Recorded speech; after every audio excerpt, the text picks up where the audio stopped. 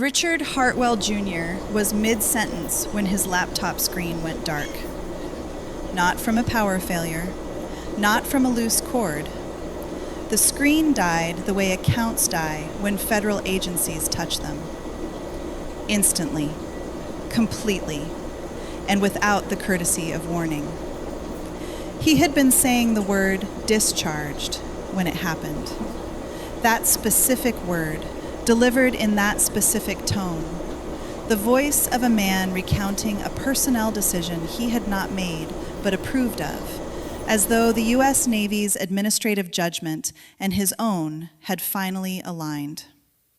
He said it to 8 people seated around a 32nd floor conference table on a Tuesday morning in September, with the projection screen behind him displaying my name in black text on a white background, and with the particular confidence of a man who has never been in a room where the floor tilted without his permission. The air conditioning vent above the table continued to hum. For 4 seconds, that was the only sound in the room. Then, the door opened. Special Agent Dana Reyes did not knock. She entered with 2 additional agents flanking her, badges visible, and she crossed the conference room with the specific economy of movement that belongs to people who have spent careers walking into spaces where their arrival is not welcome and is also not optional. She wore a charcoal blazer. She carried a sealed federal envelope the color of old parchment. She set it on the conference table directly in front of Richard Hartwell Jr., with the placement of someone who had not rehearsed the gesture because the gesture required no rehearsal. She turned. She looked at me. 6 words. "Colonel, this is your room now." I watched Richard's face change color. Not dramatically, not the movie version, not sudden scarlet or theatrical white. It drained, slowly, the way water leaves a tub when the drain is finally unplugged. From the particular pink of a man accustomed to controlling oxygen in rooms, to something between white and gray that doesn't have a standard name. I had prepared for this morning for 11 months, 2 weeks, and 4 days. But to explain why it mattered, I need to take you back to the Tuesday in January when a man I had never met handed me a job application and told me the U.S. Navy had done me a favor by letting me go. My name is Maggie Wren. Most people call me Maggie. I am 41 years old. I live in a 2-bedroom apartment 6 blocks from the Norfolk Harbor in Virginia. 1 bedroom is mine. The other holds a desk, 3 banker's boxes of labeled files, and a fern I have kept alive for 4 years by watering it every Tuesday.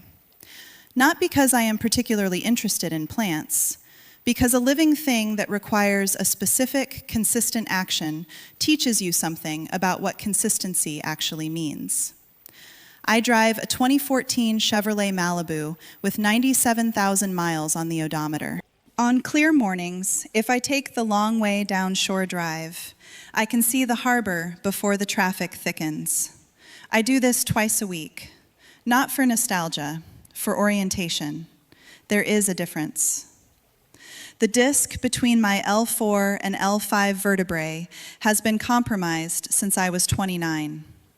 A parachute jump that went technically correct and physically wrong. The landing angle on a wind-shifted drop zone that no training manual accounts for because the physics are straightforward, but the field conditions are not. I manage it with 2 ibuprofen before any meeting expected to last more than 2 hours, because sitting without movement for extended periods causes a specific progressive pain that starts in the lower back and migrates into the hip flexors like a slowly tightening cable. I have learned to schedule the ibuprofen the same way I schedule everything else, ahead of need, not in response to it. I took 2 the morning I walked into Hartwell Defense Group for my job interview. My resume listed 19 years of federal legal experience. It did not specify the nature of that experience in terms any civilian hiring manager would parse correctly. It listed my rank as Senior Administrative Position, U.S. Navy. It listed my final posting as Naval Station, Norfolk, Virginia. It listed my separation date. It listed the Operation Clean Ledger prosecution as led complex federal compliance review resulting in recovery of government assets, which is accurate in the way that describing surgery as cutting is accurate, technically correct, missing every detail that gives the words their weight. Richard Hartwell Jr. read that resume for approximately 4 minutes. When he looked up, he said, and I am quoting not from the yellow legal pad I had not yet purchased, but from memory that has the same fidelity. "You don't look Navy." He shook my hand. He offered me a seat. He asked if I was finding the transition to private sector work difficult. I told him I was managing. I told him I was eager to contribute. I did not correct what he had already concluded before I sat down. He offered me the position of Senior Compliance Analyst at a salary of $4,200 a month. The position title was more senior than the responsibilities warranted, which told me something. The salary was lower than my final government pay by a margin that confirmed it. I did not negotiate. I said yes within 30 seconds. On the drive back to my apartment, I stopped at a traffic light on Shore Drive. A Coast Guard cutter was moving through the channel toward the bay. Gray hull, diesel engine running at minimum revolutions, the particular deliberate pace of a vessel that has somewhere specific to be and sufficient time to get there correctly. I had stood on vessels like that one. I had issued orders on vessels like that one. Now I watched it from a stopped car at a red light while the man in the Lexus behind me honked on the second change. I let him. The cutter did not adjust its course for the noise. I went home. I bought a yellow legal pad and a package of 3 ballpoint pens from the drugstore on Granby Street. I wrote today's date at the top of the first page. I wrote the name of the company, the address, the name of the man who had interviewed me, and the 4 words he had used to describe my 19 years of federal service. Beneath that, 1 line. I let them believe it. There is something slightly off about the way I inhabit a room. People notice it without being able to name it. It reads, depending on the person observing, as shyness or indifference or a very particular kind of composure. It is none of those things. It is the stillness that belongs specifically to people who have spent years in situations where stillness was the difference between a good outcome and a worse one, where calm was not a personality trait, but an operational requirement, trained until it became the body's first response rather than its considered choice. Civilians sometimes find it unsettling. I have never explained it. I never corrected that assumption either. The last prosecution I had, led before my separation from the Navy, had recovered $847 million from defense contractors who had been defrauding the Department of Defense for 6 years.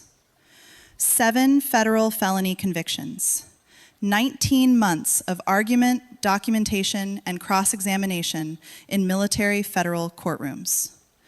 The man who had read my resume for 4 minutes did not know this. I had not offered to tell him. I let them believe what they chose to believe. I never offered to correct it. Richard Hartwell Jr. had applied for officer candidate school at the age of 22. He was not accepted. He does not discuss this publicly.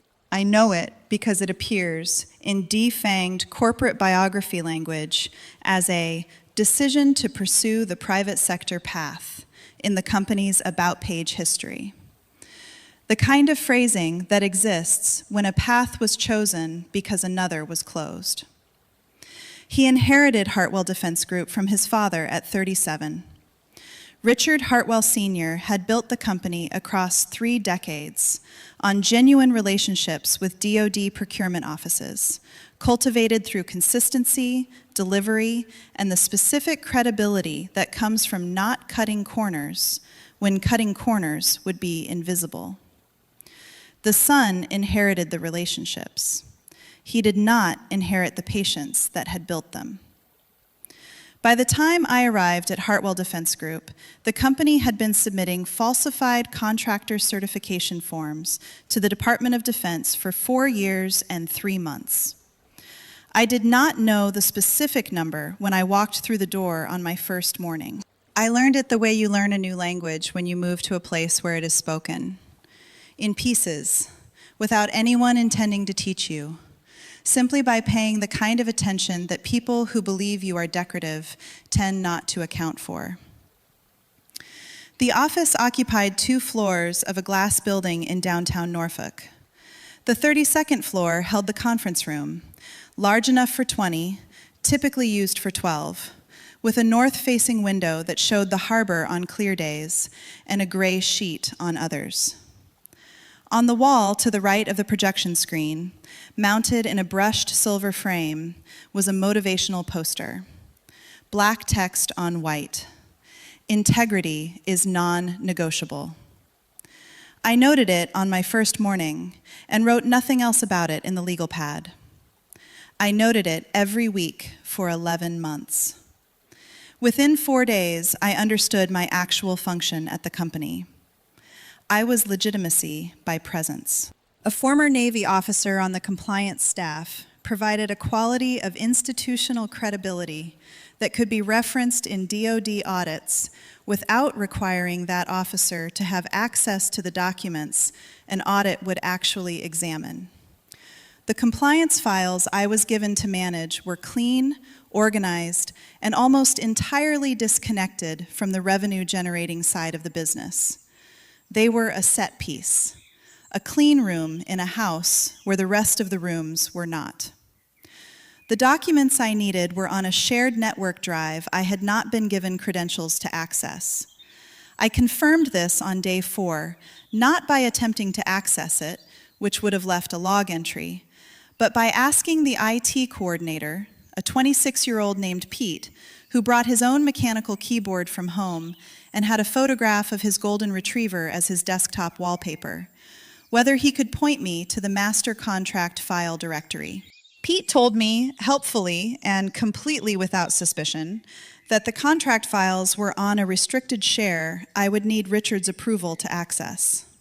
He said it the way someone says something that has never once struck them as strange. I thanked Pete and went back to my desk. I opened the yellow legal pad. The first wave of contempt came in my 3rd week. Richard was walking me through the open plan office, past 7 employees who did not look up from their screens, introducing me to a visiting procurement officer from a DoD contracting division. The procurement officer was a man in his late 50s with the handshake of someone who spent most of his working life shaking hands. Margaret came to us after a long run with the government, Richard said, in the tone of a man narrating a background slide. The procurement officer smiled with the polished warmth of professional social obligation. The Navy discharged her last year. We figured the private sector might suit her better. He laughed at that. Not a mean laugh, the easy laugh of someone who did not understand he had said anything remarkable. The procurement officer made a neutral sound. I said, "Wonderful to meet you." I returned to my desk. I ate my turkey sandwich. Then I opened the legal pad, wrote the date, the time, the room, the name of the person present, and what Richard had said, verbatim.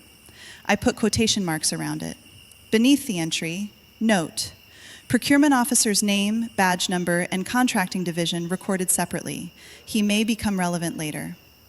He did not become relevant later. But the practice of writing down names did. 4 weeks after that, on a Thursday morning, I discovered that one of the subcontractor certification forms submitted to the DoD under a $47 million materials supply contract bore the authenticated signature of a quality assurance manager who had left the company 8 months before the date printed on the form. I found this because I was reviewing archived certification records. Voluntarily, on a Saturday, using my own laptop and the company's shared compliance drive, which I did have access to. And I noticed that the departure date on the QA manager's exit paperwork, which had been filed in the same archive folder in error, was 8 months earlier than the contract submission date. The signature on the contract form and the exit paperwork were not identical. The difference was subtle. I had spent 11 years reviewing signature authentication disputes in military legal proceedings. The difference was not subtle to me. I sat with that discovery for 72 hours. I made no copies. I documented nothing yet. I was looking for whether it was an error or a pattern. It was a pattern. The second wave of contempt came in month 3. Gerald Foss arrived for a quarterly board review. Gerald was 62, wore a blue tie the particular shade of a naval dress uniform he had no credential to wear, and had the bearing of a man who had spent 40 years in rooms deciding who mattered. Richard introduced me in the hallway outside the boardroom, an introduction I have since concluded was performed specifically for Gerald's benefit. "This is our compliance girl. She used to do paperwork for the Navy." Then, to me, as an afterthought, "Gerald has been in defense contracting since before the government figured out how to do it properly." Gerald Foss looked at me for approximately 3 seconds. The assessment was the kind a person performs when they have already decided on the conclusion and are only confirming it. "Good," he said. He walked into the boardroom. The door closed with a particular solid sound of heavy wood finding its frame. I took the stairs back to my desk, 11 flights. My back registered the 8th floor. I took the ibuprofen I had not taken that morning, opened the legal pad, wrote Gerald Foss's name, his title, the date, the sentence Richard had used, and beneath it, the 2 holding company names I had cross-referenced from public filings the previous weekend. Then I opened the Federal Acquisition Regulation Handbook, the physical copy I kept on my desk, the one no one else in the office had ever opened, which I know because the spine had never been creased by another hand. And I read for 40 minutes. Not because I needed to. The habit is the discipline, and the discipline is the only thing in any room that doesn't depend on someone else's choices. The week after Gerald Foss's visit, Richard announced that the conference room on 32 would be refurbished. New chairs. A commissioned oil painting for the north wall. A maritime landscape, he said, to reflect the company's Norfolk roots. The renovation required a vendor contract, which required compliance sign-off, which meant the budget memo crossed my desk. I read it with the attention I gave every document that crossed my desk. $47,000. I signed the form. Then I ate my turkey sandwich, $7.50, and I wrote both numbers in the legal pad on the same line with nothing else between them. $47,000 divided by $7.50. I did not write a comment beneath it. I did not need to. The numbers said what they said. By month 4, I had confirmed the pattern.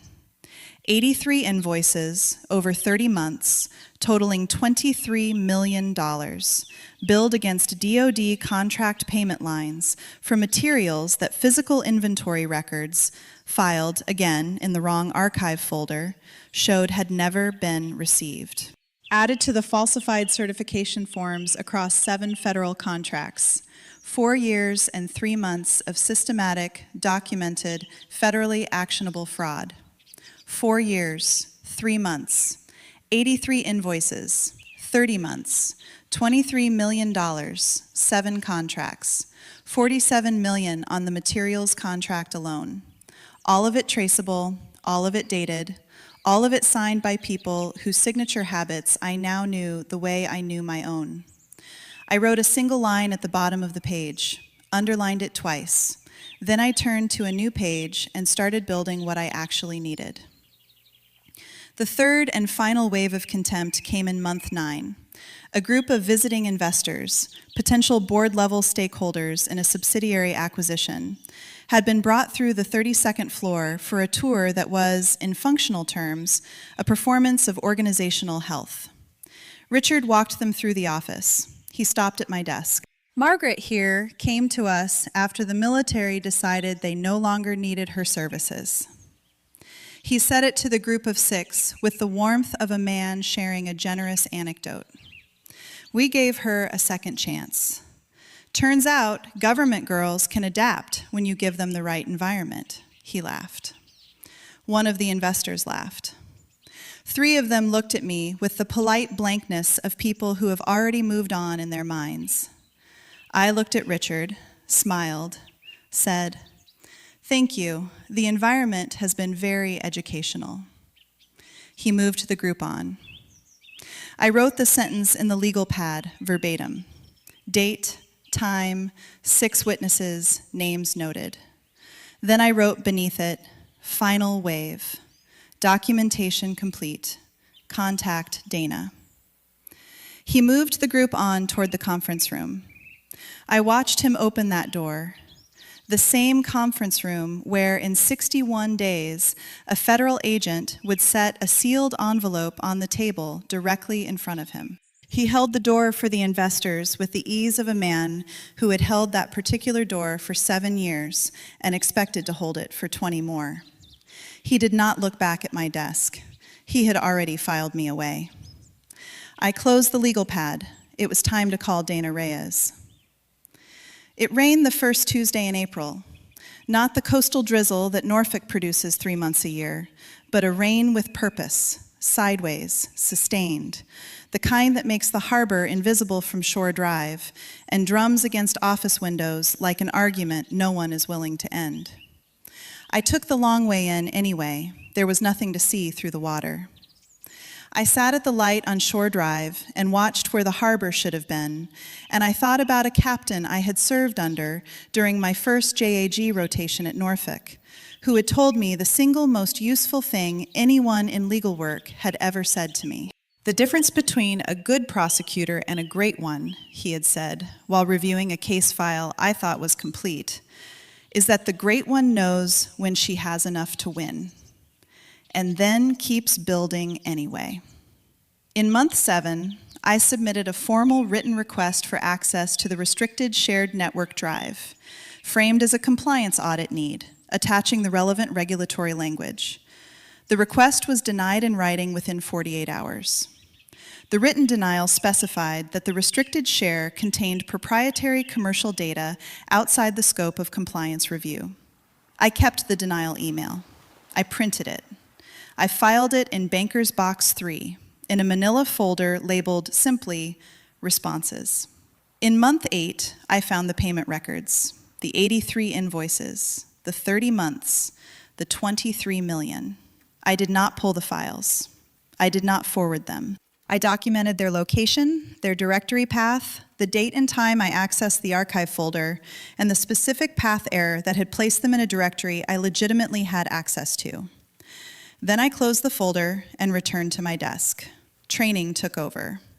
Not anger. I want to be precise about this, because anger is the emotion people expect, and it is not what happens in the body when you have spent 19 years conditioning a different response. Not relief that I had found what I came for. Training. The protocol that says, you are not done. Enough to confirm is not enough to prosecute. Enough to prosecute is not enough to make the outcome survive an appeal. I drove home in the rain that night. I parked outside my building and sat in the Malibu for 11 minutes. The rain struck the metal roof in the particular way of rain on thin steel. Rapid, uneven, white noise assembling itself from chaos. I thought about the 73 people whose names appeared on the 7 falsified contracts in supporting roles. Subcontractors, QA reviewers, administrators who had signed documentation they may or may not have understood was fraudulent. I thought about the DoD program offices at the receiving end of those contracts. I thought about the procurement officer Richard had introduced me to in week 3 and whether his name would appear in any of the files. I had 3 months of documentation. I needed 8 more. I went upstairs. I ate a turkey sandwich over the legal pad. Outside, the rain continued. I wrote 1 line at the bottom of the current page, underlined it twice. The difference between enough and everything is 8 months. Then I opened the encrypted laptop and wrote 1 name in a contact file I had created the day I accepted this job and never transmitted. Dana Reyes, FBI Counterintelligence, former JAG liaison, Clean Ledger. I did not contact her yet. I closed the laptop, opened the FAR handbook. The habit is the discipline. I called Dana Reyes on a Thursday morning in May from a payphone outside the public library on Granby Street, 3 miles from my apartment. Not because a call from my personal phone would have been traced to anything actionable, because precision in method is a form of respect for the work, for the outcome, for the people whose futures depend on whether the documentation holds. She answered on the second ring. I did not explain who I was. I said 2 words: Clean Ledger. Operation Clean Ledger was a Navy JAG case I had led from 2018 to 2019. 7 federal felony convictions, $847 million in recovered DoD contract fraud across 4 defense contractors. Dana Reyes had been the FBI's point of contact for cross-agency coordination. The case had taken 19 months. It remained classified. Dana had seen me argue 6 days of prosecution testimony in a military courtroom in an Arlington federal building. And she had been the person who afterward, over terrible coffee in a hallway outside the proceedings, said, "You know what you are? You're patient. That's a rarer thing than smart." She said, "Where?" We met at a diner outside Portsmouth on a gray Saturday morning. Dana was 44, wore running shoes under her blazer, and had a soccer photograph folded in her wallet. A girl, maybe 9, mid-kick, full intensity expression. The photograph was visible when she paid for her coffee. Dana didn't mention the girl. I didn't ask. People carry what they carry. She set her cup down and looked at me the way people who build federal cases look at each other. The specific attention of someone estimating load-bearing capacity before deciding whether the structure can hold. I slid a manila envelope across the table. Copies of 46 documents selected to confirm scope without revealing the full file. 2 hours of careful selection the night before, each document chosen because it established a specific element of the pattern without, in isolation, constituting the case. She read in silence for 3 minutes and 20 seconds. The diner radio played country music I didn't recognize. 4 construction workers at the next table discussed a concrete pour that had gone wrong in terms I partially understood from a JAG case involving contractor liability at a naval facility in 2014. Dana closed the envelope. "How much do you have?" "Enough to confirm pattern, not enough to make it airtight." "How long?" 3 months minimum, possibly 5. She nodded. She pulled a folded card from her jacket pocket and set it on the table. A series of numbers. Drop system. Same protocol as Clean Ledger. Bi-weekly packets. She stood, left exact change for the coffee.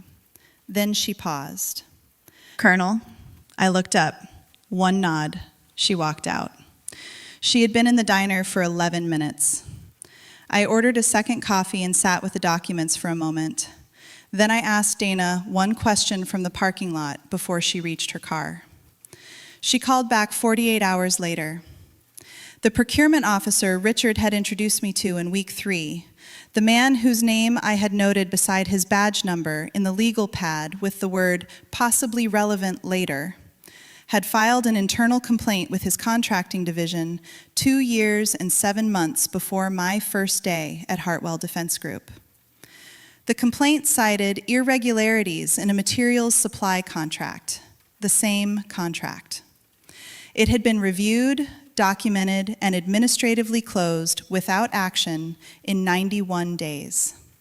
The closure memo bore the signature of a name that did not appear in any current DoD organizational chart I could locate. Someone had seen the edge of this before I arrived. Someone had been stopped. What I was building was not the first attempt to bring this down. It was the first one no one had seen coming. Assembled by someone they had decided not to watch. I drove home. I opened the FAR handbook. The habit is the discipline. In the following months, I sent Dana Reyes 22 encrypted evidence packets. Each one entered a federal evidence file. Each one was logged, authenticated, chain of custody established from the moment of creation. The kind of documentation that does not lose in court, does not lose on appeal, and leaves no narrative space except the one the numbers inhabit. I want to be precise about something. I did not build this case to expose them. I built it because the numbers demanded to be counted, and I was the person in that building who knew how to count them. What followed in that boardroom was not something I planned in the sense of wanting an outcome for myself. It was what the documentation required. The numbers had been waiting for someone to assemble them correctly. I was that person. That is all. During those 11 months, I ate 231 turkey sandwiches. I attended 14 staff meetings. I drove 11.4 miles to the office each direction, 228 working days, a total of 5,193.6 miles on the Malibu that I had not put there for any reason I would have chosen freely. I watered the fern every Tuesday. My back worsened in month 9. I moved to a scheduled ibuprofen protocol rather than reactive use. The night before the boardroom meeting, I sat at the desk in the second bedroom and opened Banker's Box 3, the one labeled Final. Every document I had gathered across 11 months had been copied and transmitted. The originals were in the box, in sequence, indexed. The yellow legal pad, filled cover to cover in the same handwriting, sat on top. I went to the kitchen window. The harbor was dark, not black, the particular dark of water at night in a lit city, where light from the channel markers and the distant shipyard work lamps broke the surface into fragments that never quite assembled into a reflection. The far markers blinked at their own interval. Red, pause, red, pause. Patient in the way of things designed to guide rather than to be seen. I had watched this harbor from a ship's deck. I had watched it from a helicopter at altitude. I had watched it from this window for 4 years. Tonight, it looked the same as it always did, which was, I understood, the point. I went to the closet in my bedroom. At the back, in a garment bag I had last opened on my separation date, was my Navy JAG dress uniform. I unzipped the bag. The fabric held its shape without effort, pressed correctly, stored correctly, the particular stiffness of a thing that has been maintained regardless of whether anyone else is watching. I took it off the hanger. I laid it on the bed. I sat in the desk chair across from it for 8 minutes. I did not put it on. I already knew what I was. I did not need the fabric to confirm it. I folded the uniform back into the bag, zipped it, returned it to the closet. I went to bed at 10:47 p.m. and woke at 5:30 without an alarm.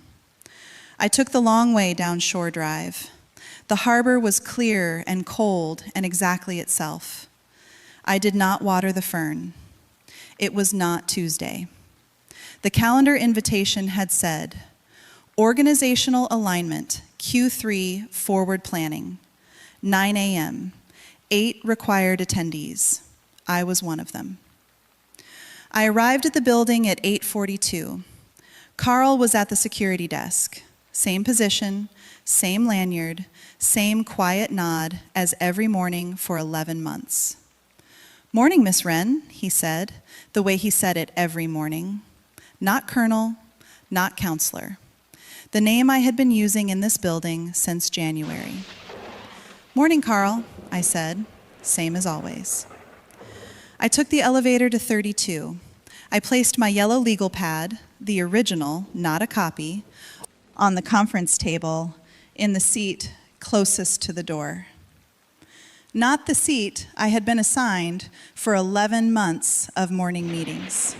The seat I chose. The motivational poster on the north wall. Integrity is non-negotiable. Richard arrived at 8:58 with Gerald Foss beside him. 4 board members filed in behind them, 2 senior managers.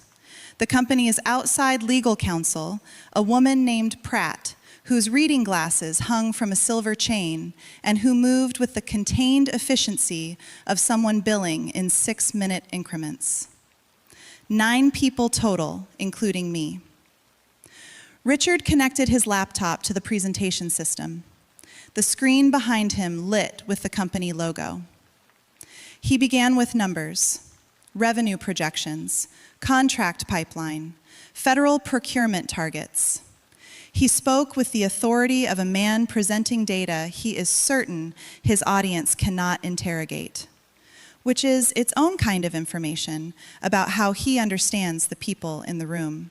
I took 2 ibuprofen at 9:03, quietly, from the pocket of my blazer.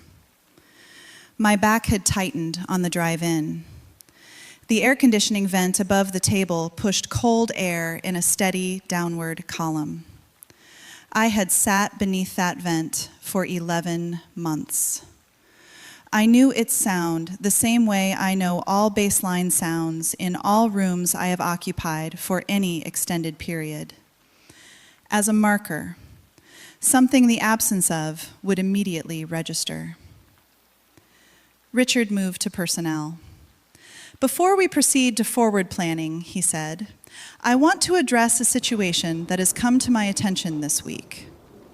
He clicked to a new slide. My name in black text on white. Margaret came to us after the military decided they no longer needed her services. He addressed the board members, not me. The tone was of a man establishing a shared understanding before presenting his conclusion. We gave her a second chance. That second chance, it appears, included the submission of an internal compliance concern to our audit committee. A concern based, we believe, on a fundamental misunderstanding of how defense contracting compliance operates in the private sector. Pratt made a note in her folio. Gerald Foss looked at the projection screen with the expression of a man who knows what the next sentence will be and is waiting to hear whether it is delivered correctly. This is not ultimately surprising, Richard continued. Someone with a background in government bureaucracy, operating in a private business environment for the first time, may draw incorrect conclusions from correct data. We appreciate the flag. We have reviewed it internally and found no merit. He clicked to a timeline slide, constructed with some care to suggest my compliance concern had originated in confusion rather than in 11 months of documented, authenticated, chain of custody evidence. Margaret, he said, finally addressing me directly. First time he had used my name in the meeting. We appreciate your time with us. We are going to be moving forward without your position. At 9:07, Richard Hartwell Jr.'s laptop screen went dark. The projector fan stopped. That specific frequency, the sound the room had been built around, the white noise so constant it had become architectural, disappeared. What replaced it was the air conditioning vent, just the vent. The particular hum of forced air moving through aluminum ductwork above a conference table where 9 people had just stopped breathing at exactly the same moment. Richard pressed a key, nothing. Pressed it again, nothing. The door opened. Special Agent Dana Reyes entered. 2 additional agents behind her, badges visible, weapons holstered, movements as economical as everything Dana did. She carried the sealed federal envelope. She crossed the room without looking at anyone except the specific target of her approach, and she set the envelope on the table in front of Richard Hartwell Jr. With the placement of someone who has done this before in rooms like this, and found that precision is kindness in the sense that it removes the interpretive burden from everyone present.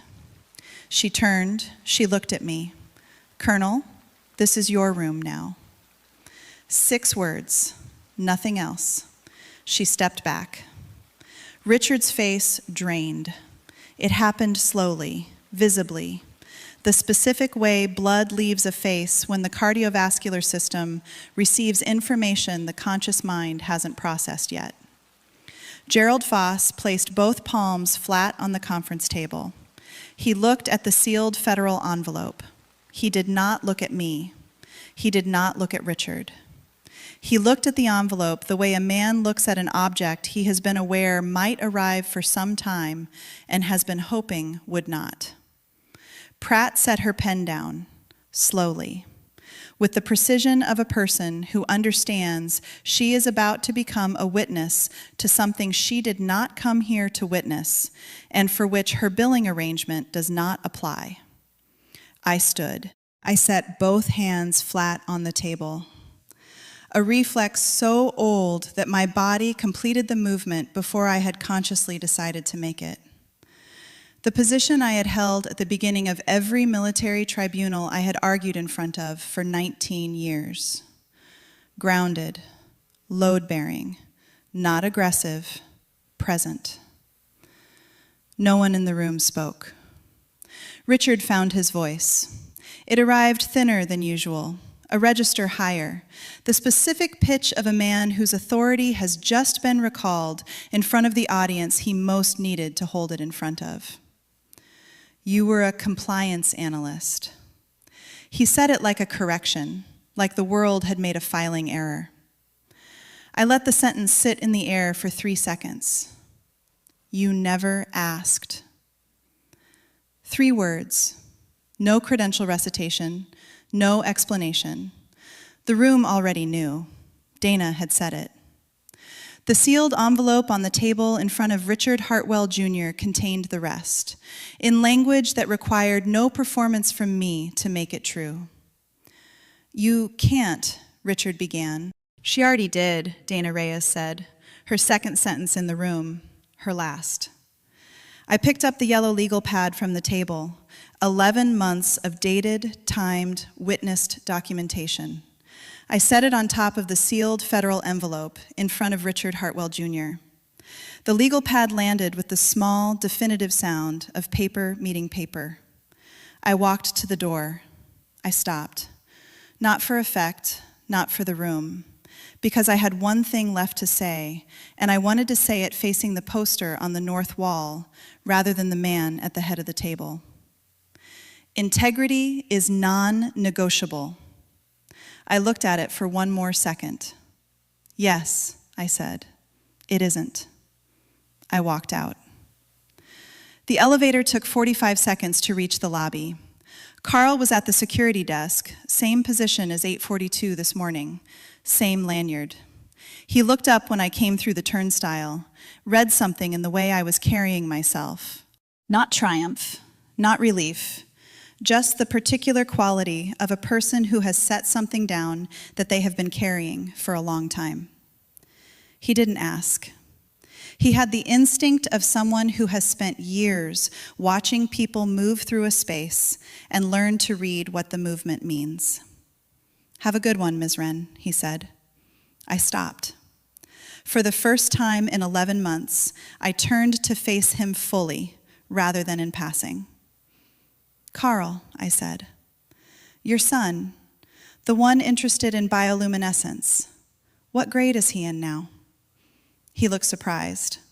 People always look surprised when you remember the things they told you. "7th," he said. "He's doing a science fair project on it."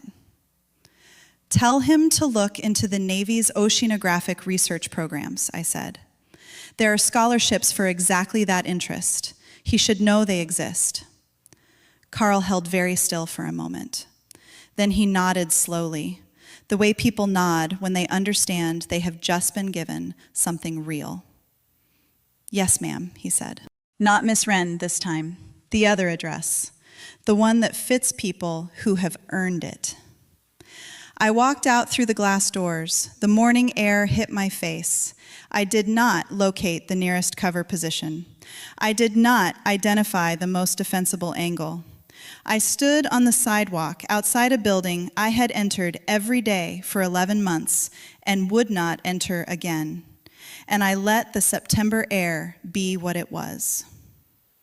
I drove to the waterfront park 2 miles from my apartment.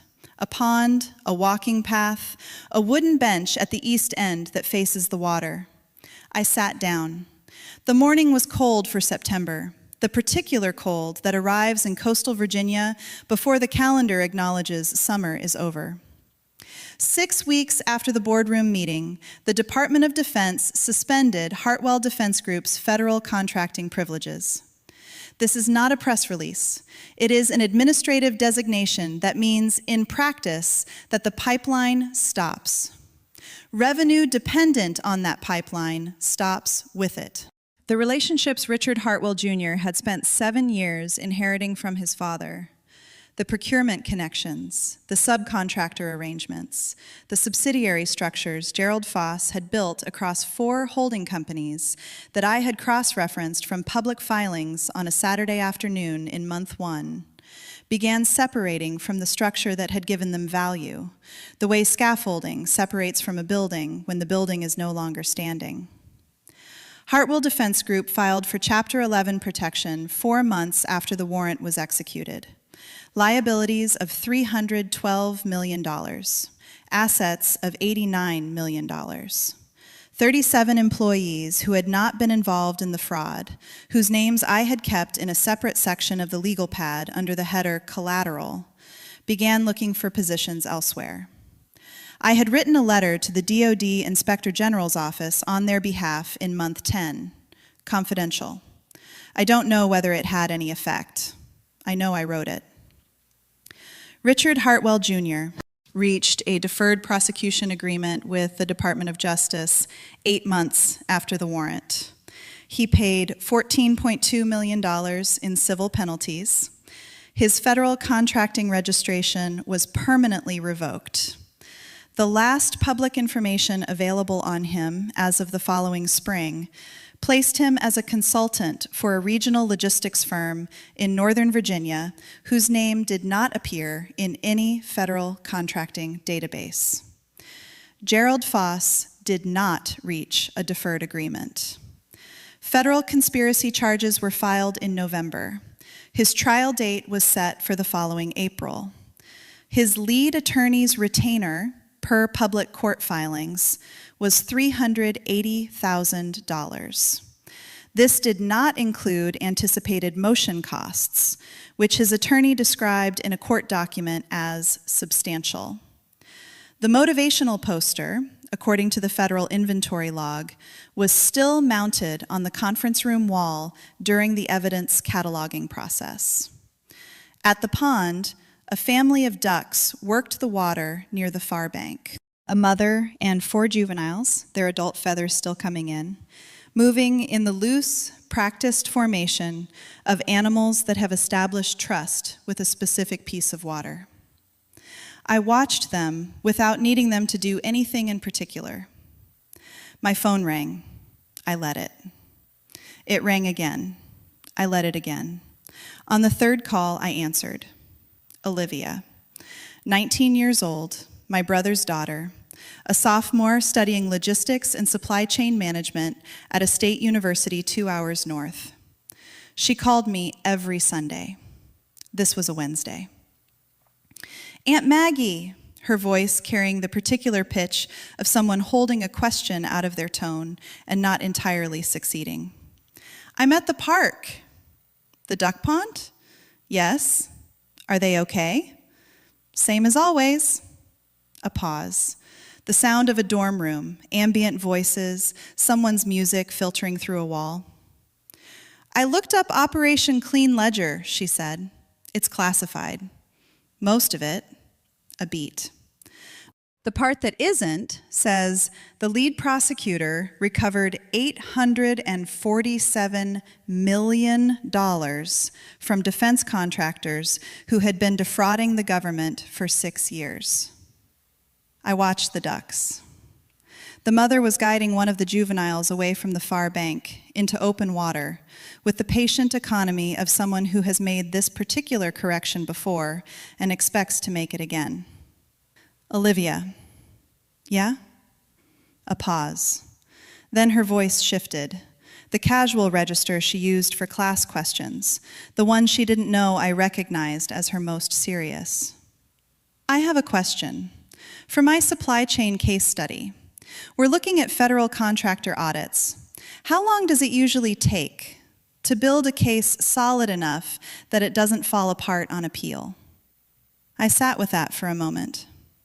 As long as it needs to, I said. Not one day less, not one day more. She was quiet. Then, is that what you did? That's what I always do. Another pause, longer. Okay, she said finally. The word carrying more weight than its 3 letters could technically hold. Okay, Aunt Maggie, I think I understand the methodology now. Good, I said. Come visit next month. We'll go to that barbecue place on Main Street. A small sound, not quite a laugh, more the sound a person makes when something they hoped was true turns out to be true and they had not quite let themselves believe it yet. Okay, she said. Okay. I ended the call. The phone buzzed immediately. Unknown number. Washington, D.C. area code. I let it go to voicemail. 30 seconds later, voicemail notification. I did not listen to it at the bench. I sat with the ducks for 11 more minutes until the mother guided the 4 juveniles to the far bank and they disappeared into the reeds with the absolute calm of animals that have a specific place to be and know exactly how to get there. Then I walked back to the Malibu. In the parking lot, engine off, I listened to the voicemail. Department of Justice, Office of the Inspector General. A woman's voice, measured, unhurried, the voice of someone who has many calls like this one and understood that its content did not require performance. The task force was assembling. Joint DOJ and DOD Inspector General. Defense contractor compliance oversight. Supervisory attorney, senior staff. The position required 15 years minimum of federal prosecution experience and demonstrated expertise in DOD contract fraud methodology. She said my name at the end, not Maggie, the other one, the full one, the one on the uniform, in the garment bag, in the closet, that I had looked at the night before and put away because I did not need it to know what I was. I sat with the phone in my hand. I thought about the turkey sandwich, about $7.50 a day for 231 days, about Pete, the IT coordinator, and his golden retriever desktop wallpaper. about Carl and his son's bioluminescence project and the scholarship programs that exist for exactly that interest. About the 47-page index in Banker's Box 3, labeled and organized and chain of custody in a way that would survive every motion, every appeal, every attempt to introduce doubt into what the numbers said plainly. About the legal pad, sitting on top of a sealed federal envelope on a conference table on the 32nd floor of a building I had just left. About Olivia, 2 hours north, writing down 3 words in her case study notes, as long as necessary. I called the Washington, D.C. number back. She answered on the first ring. I said, "This is Colonel Margaret Wren." I had not used that sentence in civilian life before that moment. It fit the same way it had always fit, without effort, without ceremony, without requiring anyone else to confirm it. "Yes," the woman said, "we know." I drove home, the long way down Shore Drive. The harbor was visible, clear, cold, gray-green, moving with the tide in the particular way of water that has its own schedule and does not negotiate with weather. A container ship was making for the channel, loaded low, running lights already on in the early afternoon dimness, finding the lane and holding it the way ships do when they know exactly where they are going. I parked outside my building, went upstairs, stood at the kitchen window above the sink where the fern sat on the sill, green and ordinary and alive in the way of things that have been consistently attended to. I watered it. It was not Tuesday. There is a word they teach in JAG training for the difference between a complaint and a case. The word is evidence. A complaint is a feeling with a name on it. A case is a feeling with dates, times, witnesses, chain of custody, and documentation that no one can break. For 11 months, I watched a man use my silence as a measure of my significance. He looked at a woman eating a turkey sandwich at a desk and saw the conclusion of a story he believed he had already finished writing. He was not wrong that the story was finished. He was wrong about who had written it. There are women listening to this who know the specific exhaustion of being underestimated by people who have confused your restraint for limitation, who have sat in rooms where someone with less experience and more volume received more credibility and wondered, for longer than they should have, whether the performance was the thing that mattered. It is not. The performance is what they see in the room. The case is what follows them out of it. The loud ones get the attention. The steady ones get the outcome. I built my entire career on understanding that difference, and I spent 11 months reminding myself of it every morning on the drive down Shore Drive. Every Tuesday when I watered a fern that didn't require witnessing to stay alive.